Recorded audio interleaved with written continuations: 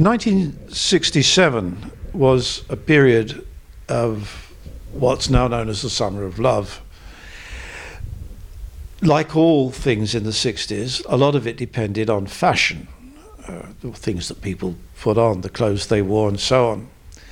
And it was particularly true in the case of women who, for 10 years, from roughly 57 to 67, had been wearing miniskirts.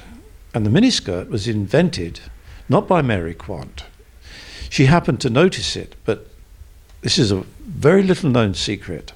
The miniskirt was invented by an art student at the Royal College called Felicity Innes.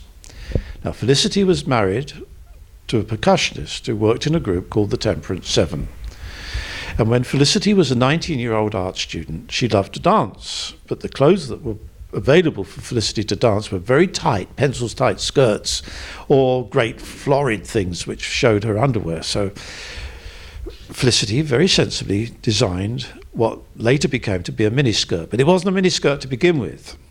It was a butcher's apron. It was butcher's apron, come just above your knees.